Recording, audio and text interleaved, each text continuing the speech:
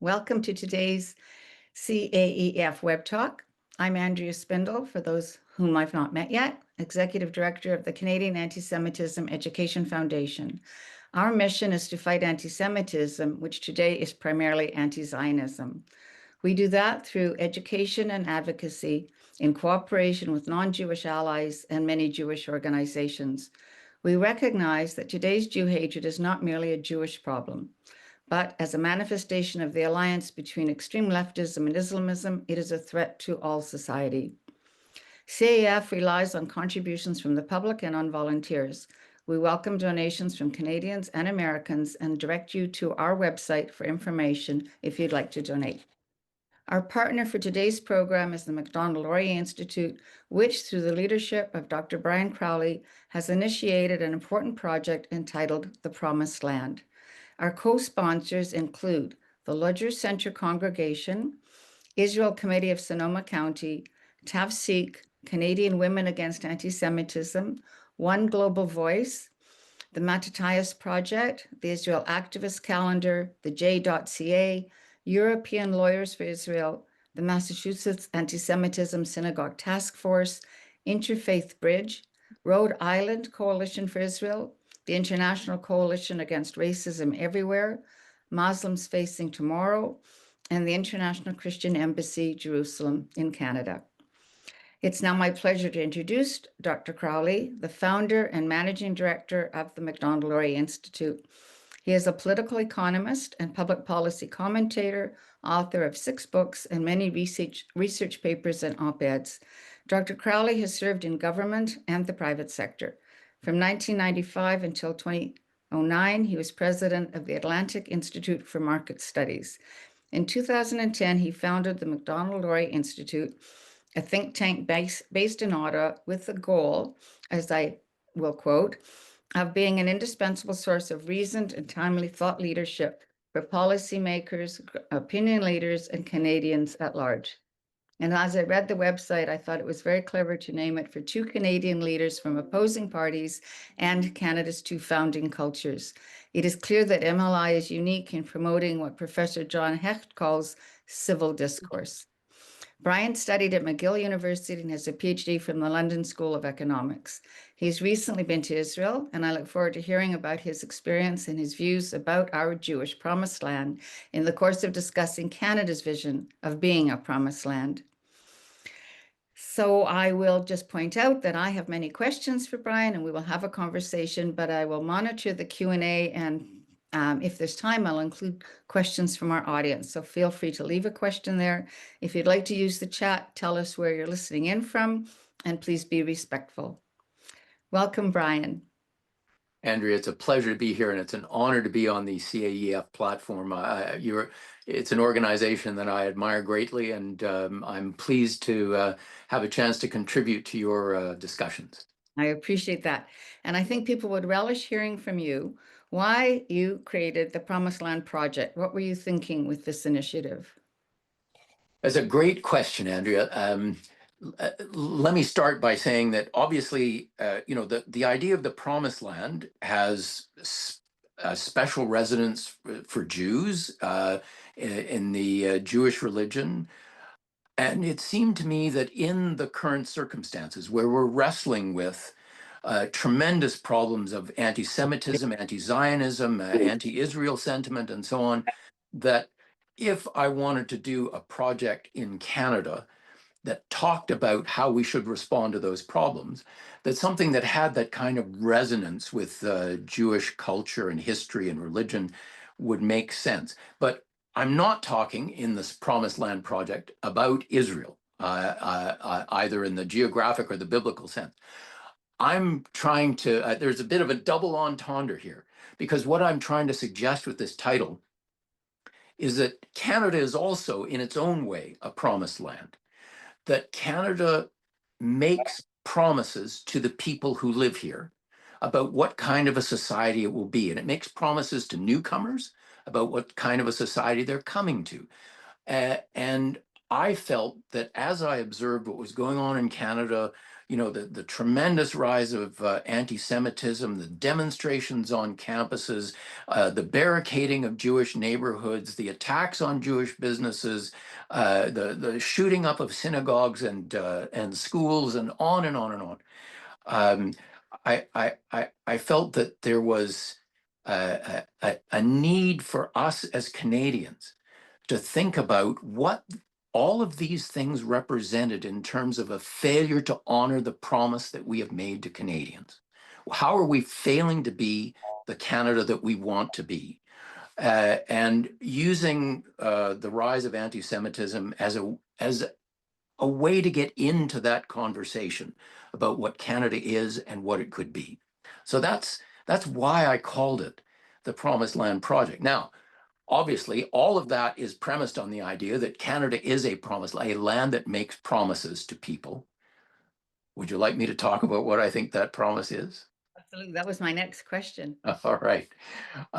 Well, I'd like to start, if I could, not by talking about what we promised, but about what I think there are a lot of things that people say Canada is about that are completely wrong. And I think we need to get a few things off the table so that we can clarify what's really important. For example, I don't know about you, I am completely fed up with people telling me that diversity is our strength, as if somehow diversity is what makes Canada great. I'm here to tell you that's rubbish. When the Soviet Union still existed, the Soviet Union was a society of huge diversity. There were Georgians, and there were Siberians, and there were Russians, and there were Ukrainians, and there were Latvians, and I go on and on and on and on. It was a society that people had to be prevented at the point of a gun from leaving, right? So obviously diversity didn't make the Soviet Union great. I spent a year working in Africa for the UN in a country that was then called Zaire. It's now called the Democratic Republic of Congo. A friend of mine, a Canadian, was brought in to help them design their first census. And one of the things he did was he allowed a 3-digit code to count all the number of languages that were in use in Zaire. So he had room for 999 languages. They ran out of numbers. Okay, they ran out of numbers. So hugely diverse society, and it's a hellhole. Like, people live in the most miserable conditions possible. And of course, to use an example closer to Israel, Syria. I made a little list here. I made a note. Syria is home to Sunnis, Shias, Alawites, Ismailis, Yazidis, Kurds, Jews, Christians, Turkomans, Nuzeris, Druze, Circassians, Armenians, Copts, Assyrians, Chaldeans, Turks, and more. Tremendously diverse. They're all trying to kill each other. Right. They're all trying to kill each other. So, this idea that diversity is what makes Canada great is complete nonsense. There are lots of diverse countries in the world. I'm old enough to remember the opposite, when we used to celebrate that people assimilated, that people became Canadian. In my youth, we used to think that was a strength, that people came, settled, and the data used to say within 5 years, the average immigrant is doing as well as the average Canadian. Well, you see, you're leaping ahead of me here, and quite rightly so. Look, you see, part of the argument I want to make is we have somehow maneuvered ourselves into a position where we think that we welcome other people because they're different, because they come from somewhere else, and that what they do is they add something to Canada. And far be it from me to say anything other. Of course, newcomers add something to Canada. But you know what? Canada adds something to them. Canada adds something to them. And this is what the promise is about. But I don't want to, let me work my way a little bit to the promise if you'll bear with me. So anyway, back to this idea that it can't be diversity. And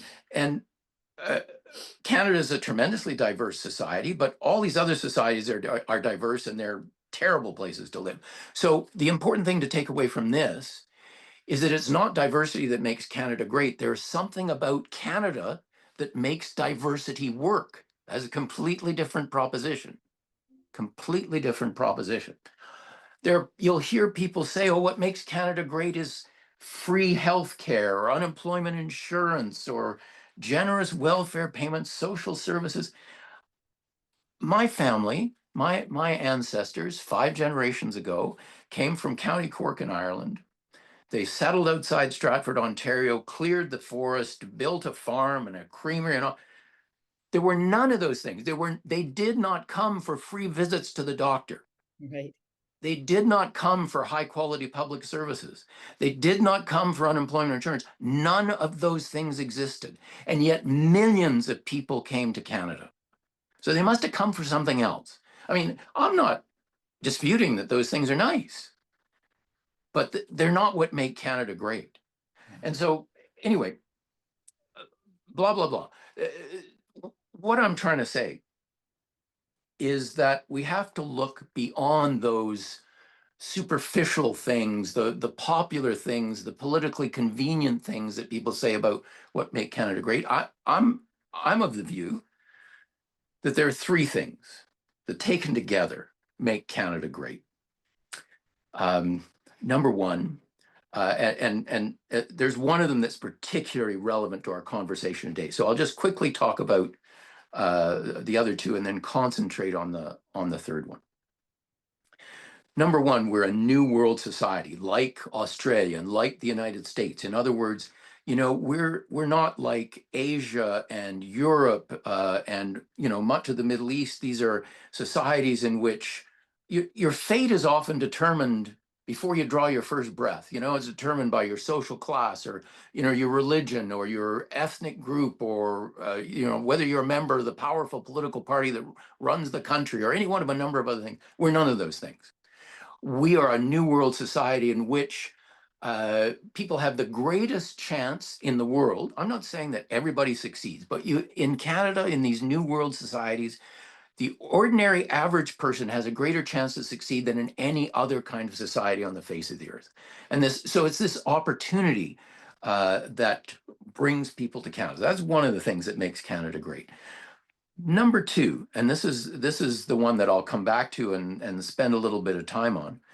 I think number 2, what draws people to Canada is freedom, but freedom also in the context of order. In other words, we have achieved a unique balance. Part of the reason that we are Canada and not part of the United States is because we as a society looked at what was going on in the United States, way back after the revolution. We said, okay, they're really preoccupied with freedom, and that's good, but they're also kind of subject to mob rule and the excesses that freedom can bring in its train. So we wanted to carve out in North America a society that had a better balance between freedom and order, so that Canada is the kind of place where you can be the kind of person you want to be and live in a society with orderly institutions, and I'll get to those in a second, that mean that you are protected. Your freedom is protected by these institutions that provide order and stability, and that unique balance between freedom and order is, in my view, the most important thing that makes Canada great. So just for a second, let's talk about what those institutions are. And these are institutions that most of the rest of the world has not mastered. And this is what makes Canada great. So I made a little list here.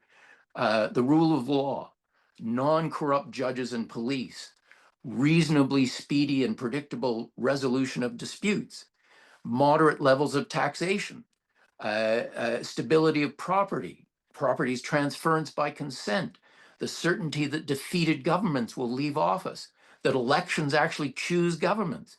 And if you add to all of those things the civil freedoms of thought and speech and religion and conscience and assembly, that makes an inheritance of freedom within order, which is, in my view, without peer in the world. Wow. And see, that for me is the Canadian mainstream. You know, you've heard former prime ministers say there is no Canadian mainstream. He's talking rubbish. He's talking rubbish. What I have described is the Canadian mainstream. This is why people come to Canada. This is why we are a diverse society, because we have created the conditions in which people can be free and in order to realize the kind of person that they want to be, to look after their family, and we've created the conditions and the institutions that protect that freedom. This is very unusual, Andrea, in the world.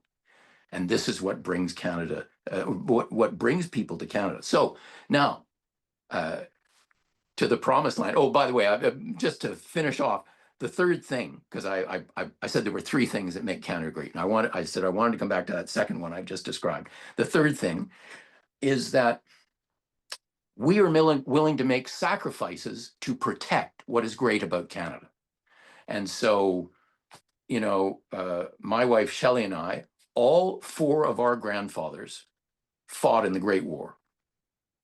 Both of our fathers fought in the Second World War. My father fought, he served in Korea. You know, we've sent peacekeeping missions all over the world. We are willing to put ourselves on the line. You know, there's a reason why Canada is leading the NATO tripwire mission in Latvia, because the Latvians are terrified that the Russians are going to invade them. And NATO has sent a mission to say to Russia, if you attack the Latvians, you're attacking every member of NATO, and we are leading that mission. Okay, this is emblematic, I think, of Canada's willingness to sacrifice to protect these things that I think are great about Canada.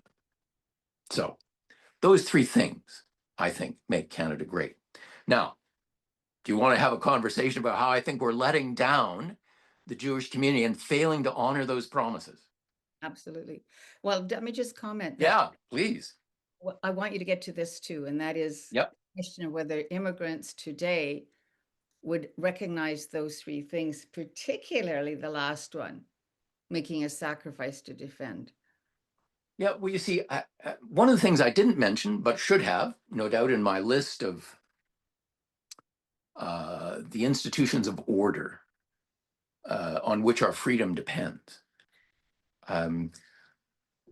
would have been an orderly immigration system in which Canadians choose who gets to come into the country based on their ability to contribute to Canada as a society and to integrate into the Canadian values that I've just described. I think this is an absolutely essential part of those institutions of freedom and order. And I have to say that, especially in the last decade, we've just thrown the whole thing out the window. Yeah. I mean, I don't know if you've seen the I don't know if you've seen the graph that plots, you know, how many people come into Canada over per year over the last 25 years or so, and it's basically, you know, very slight upward trend because our population is growing, and so if you want to keep the same proportion of immigrants coming in, you know, there's a slight increase to it, and then it practically takes off straight up. We were allowing people in, not just immigrants, but you know, temporary foreign workers and all refugee program, a whole bunch of programs just kind of got completely out of control. And I think one of the consequences of this is we stopped vetting the people that we let in. We don't know who they are. We used to know who we were letting in.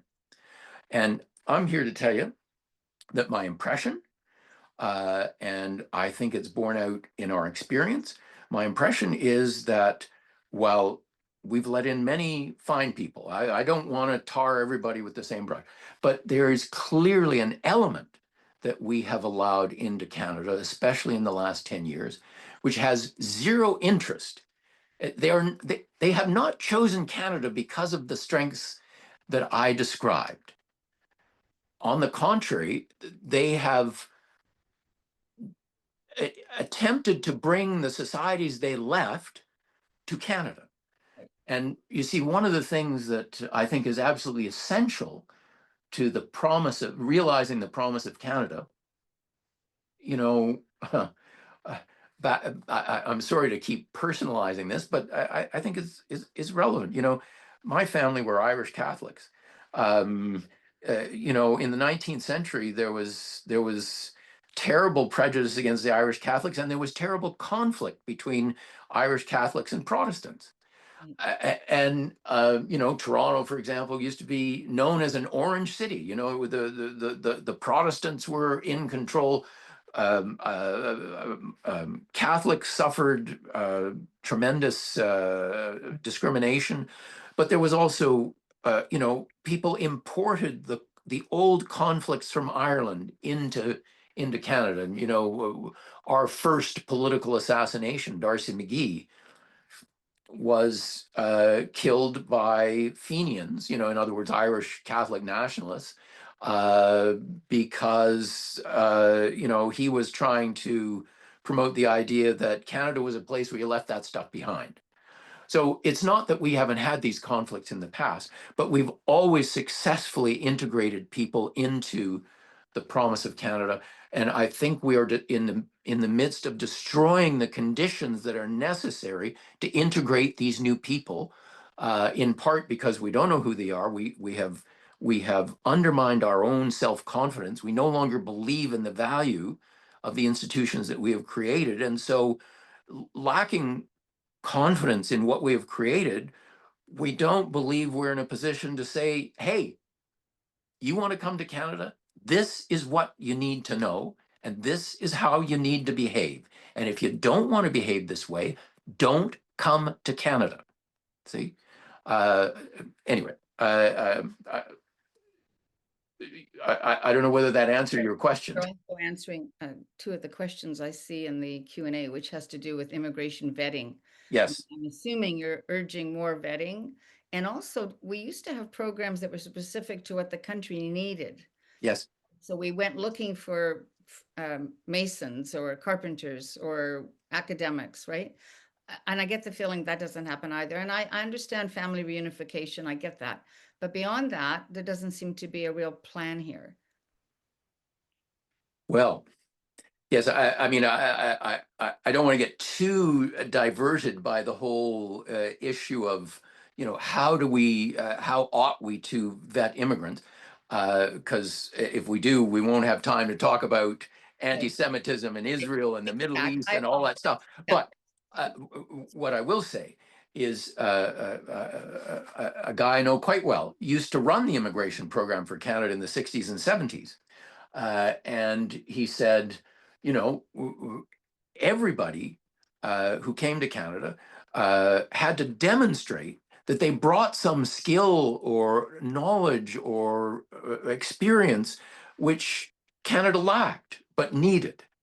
And now, you know, the immigration system, because we've, I think, been seized by this superficial ideology that because diversity is our strength and we can't possibly have too many new people, and we, you know, it's wrong to think that there are Canadian values and all these other things.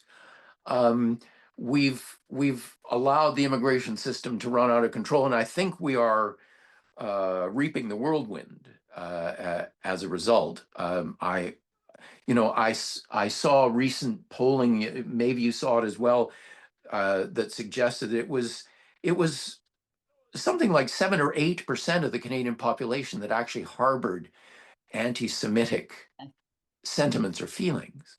I saw that.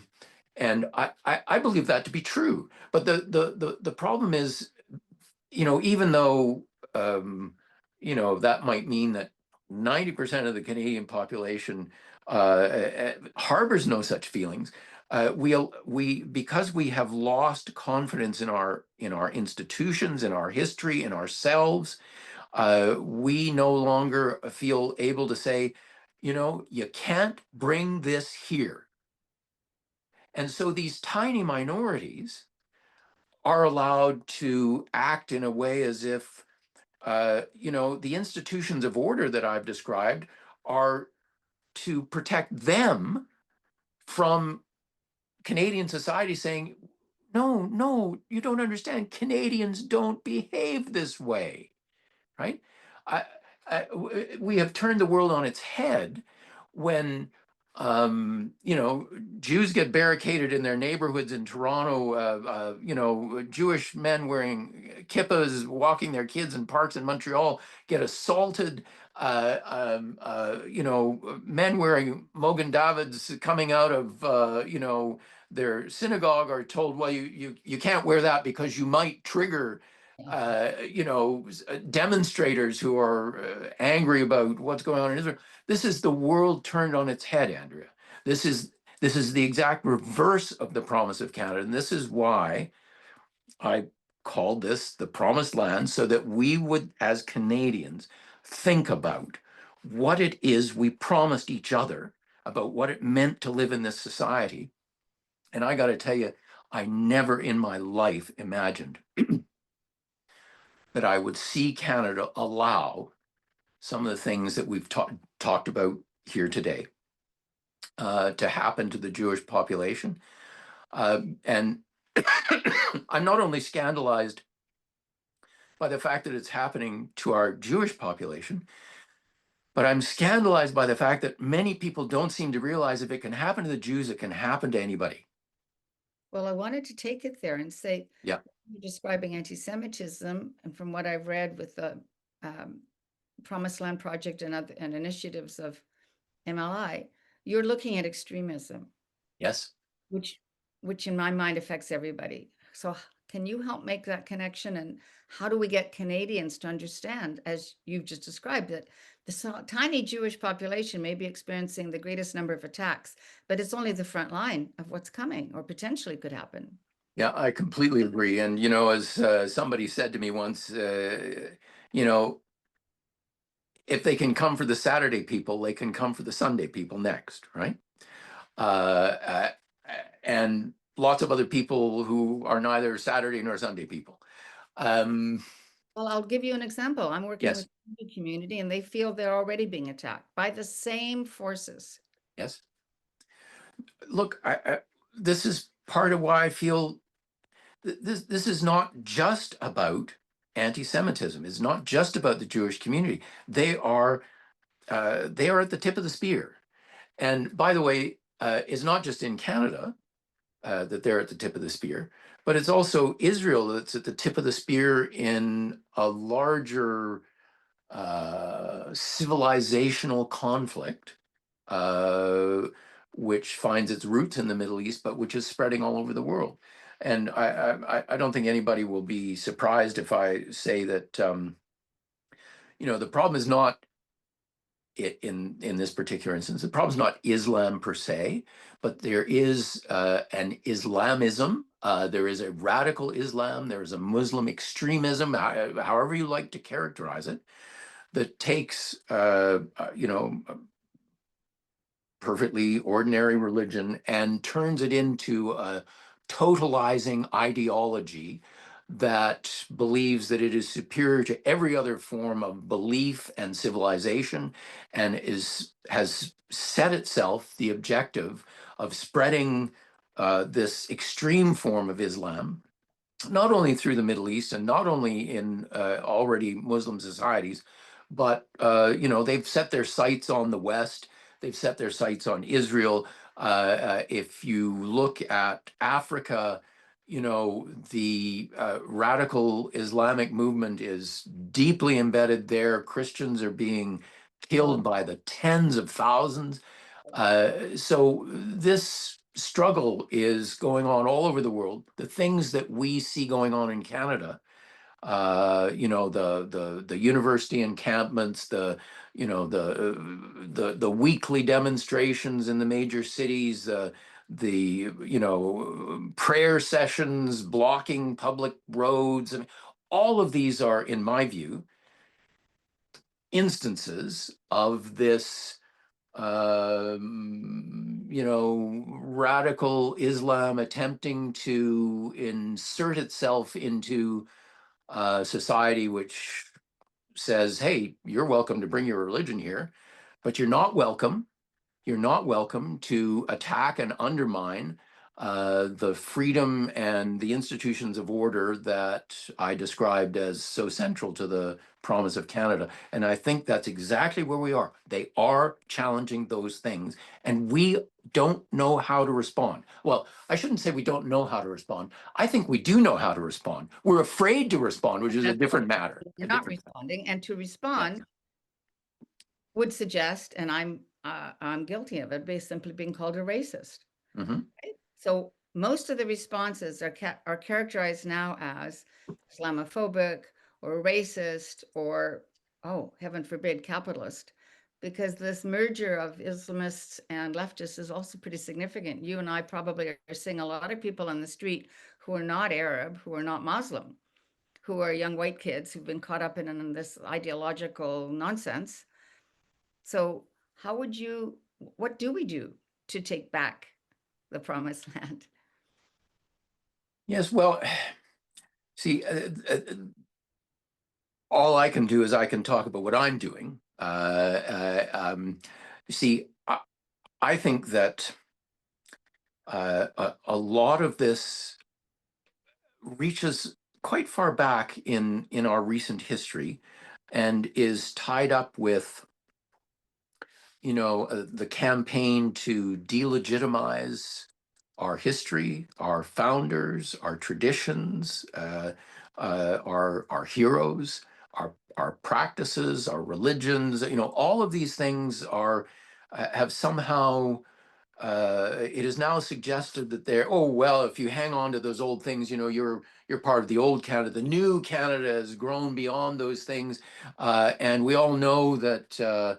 There were residential schools, and John A. Macdonald did this, and so Laurier did that, and so I, I, what I am doing is I am pushing back against this whole argument that Canada is somehow a society that has outlived its usefulness, that we have nothing to offer the world, that we should be ashamed of who we are and where we came from, and that only by embracing newcomers who know nothing of Canada and didn't come here because of what Canada is, but came here to change Canada, that's the only way we can redeem ourselves. I think, you see, the only way to push back against that is to say, sorry, I am not here for that. On the contrary, I think that Canada has promised its citizens and its newcomers certain things. Those things are valuable. They are unique in the world. Other countries and other civilizations and other societies struggle to try and do what we do effortlessly in Canada, and I am not ashamed of that. Okay? If people just hang their head and say, "Oh well, you see, I've been hectored into silence," then the opponents of Canadian society will win by default. The MLI Yes, folks, go ahead. I've read papers and been at several, been personally at one of your events and followed others that talk about this conflict from a Jewish perspective, obviously dealing with anti-Semitism and the security or insecurity that Jewish Canadians feel. And Yep. MLI is a significant voice. I know you have influence with government. How can your organization break through what I think is the wall we have with our current government? Because if it's true that most Canadians are not anti-Semitic, then what is happening at the highest level that seems to deny that or ignore that? Well, so now you want me to talk about my theory of social and political change. I think so. And because I run a public policy think tank, I have to have a theory about how this works, right? And so let me talk about that for a second. I often have the experience, people meet me and they say, "What do you do?" I say, "Oh, I run a public policy think tank." And they either say, "Oh, how about those Blue Jays, eh?" Because they don't know what that is or what it means, and they won't talk about something else. Or they say, well, you must spend a lot of time talking to politicians and civil servants. and, sort of promoting your ideas about policy. And I say, no, I can honestly say I have never in my life phoned a politician or a senior civil servant and said, hey, we've just put out a paper on policy X, Y, Z, and you should read it because, what you're doing doesn't make sense. Why? Well, I have had many conversations with people like that. Don't get me wrong. I've had many conversations with people like that. And when I say, hey, our policy on, I don't know, enforcing law and order in the streets in this particular instance, just isn't working. I can't count the number of times that politicians have said to me, oh, I agree with you, but you know what? In the current climate of public opinion, we can't do anything about it. Now, most people would sort of shake their heads and just kind of walk away. I don't. I listen to that and I think, okay, they're telling me something. And what they're telling me is that if you want to change public policy, you have to change the climate of public opinion. Don't go to the politicians and the senior civil servants, because they are what I call policy takers. In other words, they just take what the public will accept. What I have to do then is I have to change what the public demands from politicians. And the politicians will follow whether they want to or not. I can't tell you the number of times as a result of work at the Institute, we've got governments to do things they did not want to do. They were headed in some other direction. But because we created a climate of public opinion in which the direction they wanted to go was unacceptable to people, they had to change course. So I don't care what politicians want. It's completely irrelevant to me. What I care about is reaching the public, talking about the problems that we face. Because like you, I say, okay, well, if 90+% of the population don't harbor anti-Semitic ideas and are probably kind of horrified by what they see, happening on university campuses and so on, how do I make them effective as a force to push change on politicians? Because that's the only way to get things done. And so, you see, I believe that at bottom, this is all a battle of ideas. If people believe, it's okay, it's great if you're not anti-Semitic, but if you believe that your opinion doesn't matter, if you believe that our institutions are captured by people who won't protect vulnerable minorities, and if you raise your head above the parapet, you will be accused of being a racist, and so people keep their heads down. See, these are all ideas. These are ideas in people's heads. These are beliefs they have about how society works and their place in it and what they should do, what they can do to achieve change. My job is to put new ideas in people's heads, new ideas about what's going wrong, why, what needs to be done to fix it, whether it's legitimate to, put your head above the parapet. One of the things I try and do is I try and lead by example. I often say I get in front of lots of audiences and people ask me about, the think tank work and so on. And I say, one of the things I've learned in the think tank business is that the world is full of people who are willing to be the second to say something. But there are very, very, very, very, very few who are willing to be first. So what I did was I created an institution, because remember, I've said a lot of unpopular things in my time because I thought they needed to be said because we were headed in a bad direction. And so I created an institution whose vocation is to be willing to be first to say unpopular but necessary things, because what I have discovered is if you do that, there are a whole bunch of other people who will say, well, I wouldn't have said that, but since you said it, I agree. Okay. I can see that. And you empower people Yeah. by sticking your head above the parapet. Yeah, no, I can really see that. Isn't that interesting? You That's know, what I I had a do. conversation with Prime Minister Stephen Harper when he Yes. was former, and I asked why he hadn't moved the Canadian embassy to Jerusalem. And because he said he obviously would, but he didn't want to be first. Mhm. Isn't that interesting? Because Well, he didn't think Canada could do that, but and be first. but you see, you can't be second unless someone else is willing to be first, Right. right? If you say, "Oh, I'd be willing to do it, but only if I'm second," you give all the power to other people. You disempower yourself.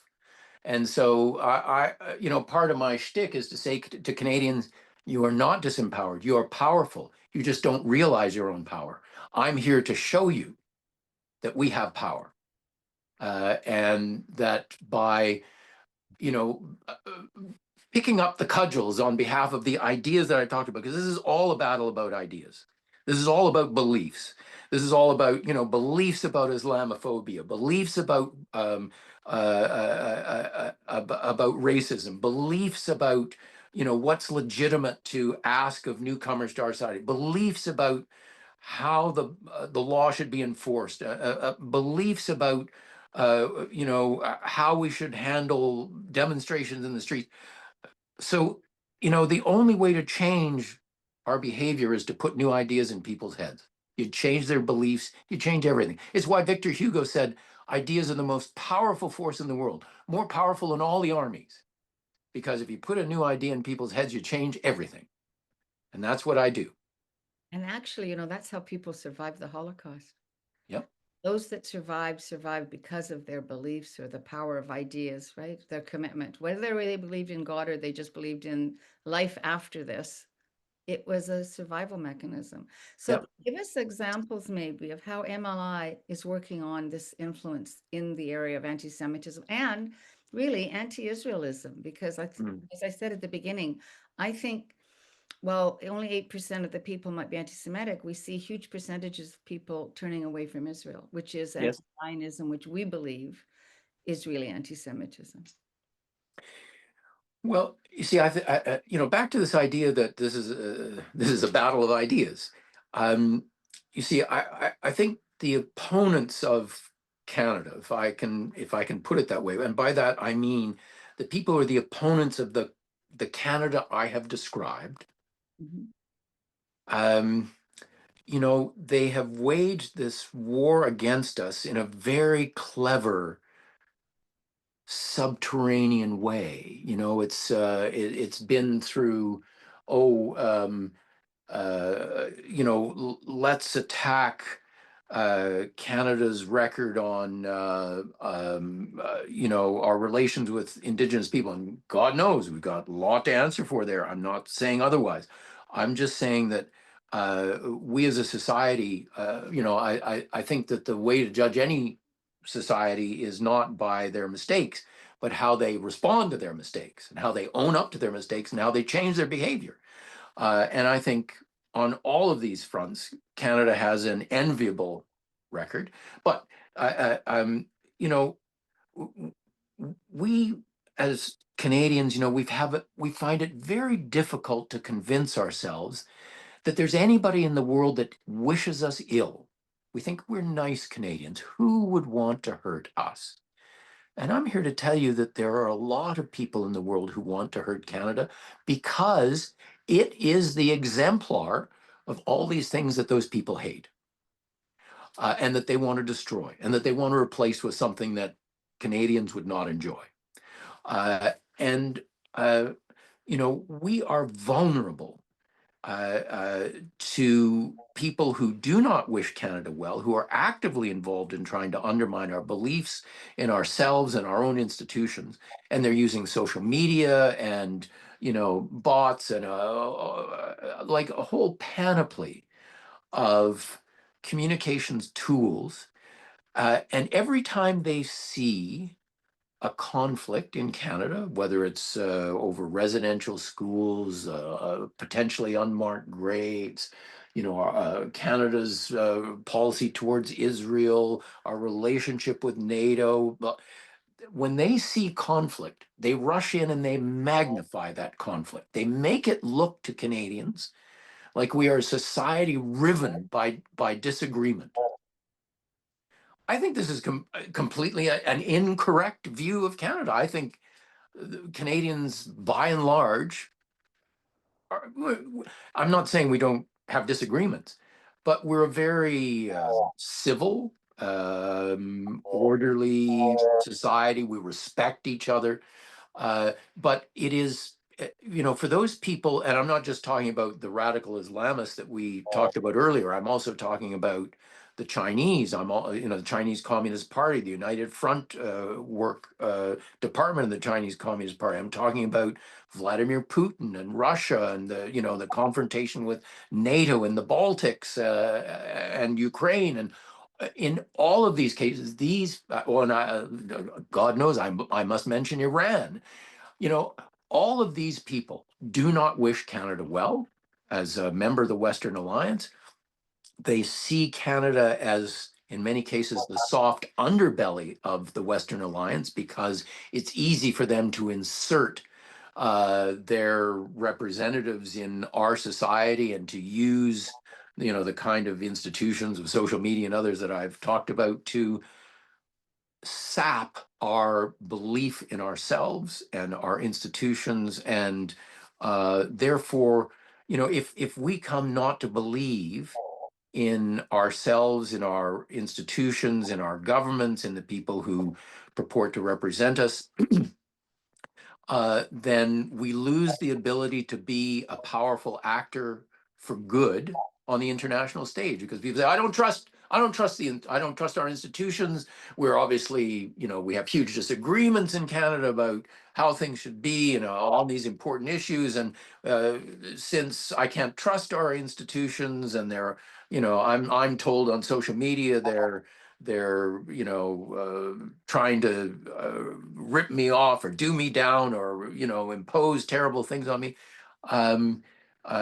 We are allowing the opponents of the kind of society we are to win, not in open battle over ideas, but because we don't believe in ourselves anymore. They're eroding our confidence. Yes. Our educational system doesn't help. We don't have courses anymore on civil discourse, on civics, just learning about our history and how things work, right? Well, not only do we not teach our children about the Canada that we have been talking about today, Andrea, but if you know, for example, the work of Tamara Gottlieb, you'll know that there's a lot of evidence that the radical Islamists have been busy inserting themselves into the education system, inserting themselves into curriculum development, inserting themselves into the authorities that run the public schools, and not only denigrating the values that I've argued make Canada a great and a great society and worthy of emulation, but they have, tried to insert other values which I think are inimical or antithetical to that Canada, and are teaching our children things that I think it's now bearing fruit for the opponents of our society, and we have a rising generation that doesn't understand where Canada came from, what it represents, why it's worthy of emulation, and why it is a beacon of hope for so many people in the world. And that's why I said I don't know if they would go to our defense if called on. And we know that is already playing out in a number of ways in terms of just recruitment for our military is way down. There are issues in every institution. Yes, well, now, one of my colleagues at the Institute is a former three-star general in the Canadian military, and every time I talk about how declining recruitment and so on, he says, "Well, actually, the problem is not that there aren't enough people trying to get into the military. The problem is the military is very poor at actually accepting them and pulling them in and training them, and so." it's really an institutional failure. His view anyway, and God knows he knows more about it than I do. His view is that there are still lots of Canadians who see the value in the military and so on. So you see, you ask the question whether they would be willing to defend Canada, and you see, I, I'm not totally pessimistic about the rising generation. I don't know if you remember, but in the 1930s at the Oxford Union, there was a huge scandal because the Oxford Union debated and passed the resolution. I don't know if I have the words exactly right, but it was basically resolved that this House would not fight to defend king and country. And they voted yes, they would not defend king and country. But you know, when the World War came around, actually they all showed up. It's one thing to be a young, carefree person at university because you're in a position to stick your finger in the eye of authority.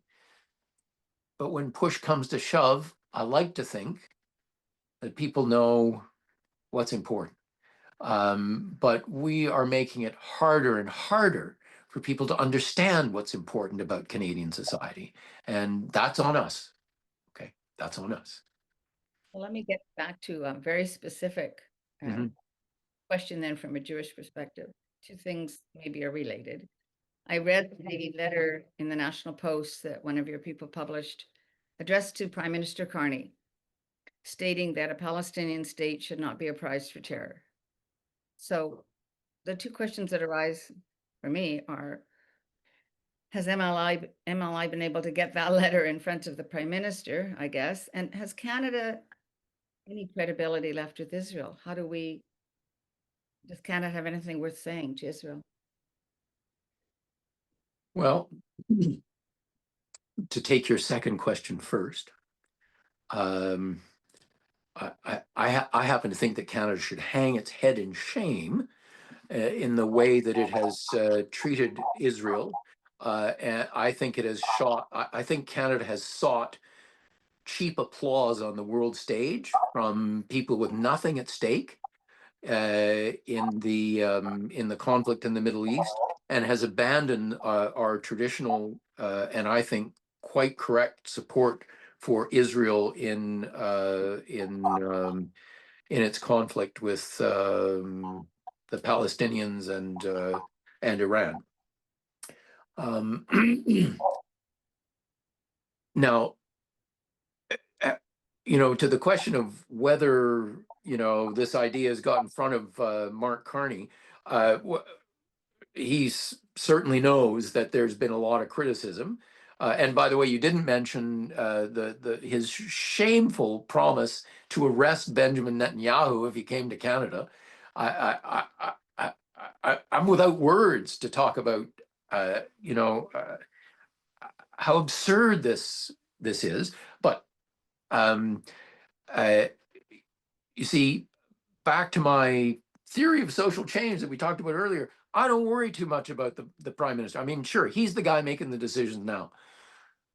We have allowed the conditions to be created in Canada in which it is possible for the prime minister to do these things. And I don't waste a lot of time wringing my hands about what the prime minister does. My job is to change the climate of public opinion so that no matter who is prime minister, he or she cannot do these things, right? And look, there's lots of ways in which I think pressure will be brought to bear.